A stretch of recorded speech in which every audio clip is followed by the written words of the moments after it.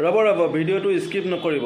এটা সুন্দৰ informative video' হয়। যদি আপোনাৰ মোবাইলত থকা যিবিলাক ফটোবিলাক যদি কিবা কাৰণত যদি আপোনাৰ মোবাইলৰ পৰা ডিলিট হৈ গৈছে, সেই ফটোবিলাক আপুনি আপোনাৰ মোবাইলত কেনেকৈ ৰিষ্ট'ৰ কৰিব বা কেনেকৈ আপুনি উভতাই আনিব পাৰিব, এই ভিডিঅ'টো সম্পূৰ্ণকৈ চাওক। বলক ভিডিঅ'টো আৰম্ভ কৰোঁ।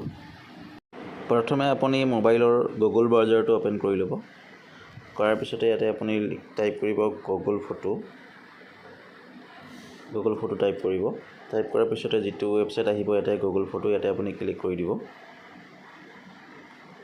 ক্লিক কৰাৰ পিছতে আপুনি এইটো মই দেখাই আছোঁ, ইয়াতে আপুনি ক্লিক কৰাৰ পিছতে ইয়াতে আপুনি ছেটিংছটো অন কৰি ল'ব। তললৈকে যাব, এইটো যিটো ছেটিংছ আছে ইয়াতে আপুনি ক্লিক কৰি দিব। ছেটিংছটো ক্লিক কৰাৰ পিছত ইয়াতে কেইবাটাও অপশ্যন আহিব। আপুনি স্ক্ৰল ডাউন কৰি তললৈকে যাব।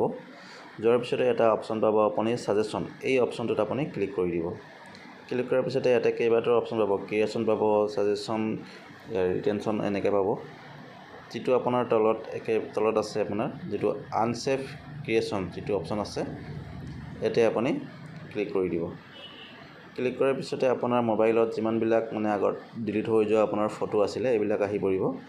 আৰু এইবিলাক যদি আপুনি আপোনাৰ মোবাইলৰ পৰা ৰিকভাৰ কৰিব বিচাৰে, ইয়াতে আপুনি ক্লিক কৰি কিনি আকৌ আপুনি আপোনাৰ মোবাইললৈকে আপুনি নিব পাৰিব। এইদৰে আপুনি আপোনাৰ মোবাইলৰ পৰা যিবিলাক ডিলিট হৈ যোৱা ফটো আপুনি আকৌ উভতাই লৈ আহিব পাৰিব। যদি ভিডিঅ'টো ভাল লাগিছে লাইক কৰিব, শ্বেয়াৰ কৰিব আৰু চেনেলটো ছাবস্ক্ৰাইব কৰিবলৈ নাপাহৰিব। ধন্যবাদ, থেংক ইউ। এনেকৈয়ে আপুনি আপোনাৰ মোবাইলৰ পৰা ডিলিট হৈ যোৱা ফটোবিলাক আপুনি ৰিটাৰ্ণ লৈ আহিব পাৰিব। যদি ভিডিঅ'টো ভাল লাগিলে লাইক কৰিব, শ্বেয়াৰ কৰিব আৰু মোৰ মনৰ কথা চেনেলটো ছাবস্ক্ৰাইব কৰিবলৈ নাপাহৰিব। ধন্যবাদ, থেংক ইউ।